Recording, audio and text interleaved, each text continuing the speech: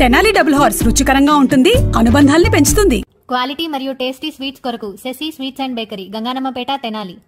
మగువలు మెచ్చిన mart Nataraj jewellery mart. కార్తీక మాసం, అందులోనూ శనివారం, అంతకుమించి నాగుల చవితి. దాంతో తెనాలిలోని శ్రీ లక్ష్మీ పద్మావతి సమేత శ్రీ వెంకటేశ్వర స్వామివారి దేవస్థానం వైకుంఠపురంలో భక్తులు స్వామివారి దర్శనానికి పోటెత్తారు. సుమారు 25,000 మందికి పైగా భక్తులు పుట్టలో పాలు పోసి స్వామివారిని దర్శించుకోవడానికి పెద్ద ఎత్తున బారులు తీరారు.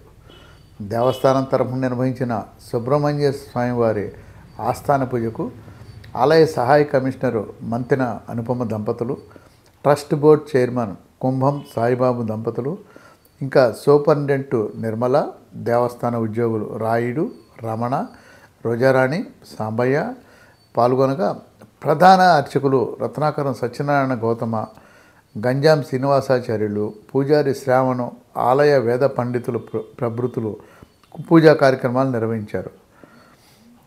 ఈ సందర్భంగా ఏర్పాటు చేసిన ప్రత్యేక పూజల అనంతరం స్వామివారికి ఆవు పాలతో అభిషేకం చేశారు. అనంతరం గర్భాలయంలో ఉన్నటువంటి శ్రీ లక్ష్మీ పద్మావతి సమేత వెంకటేశ్వర స్వామివారిని భక్తులు దర్శించుకున్నారు.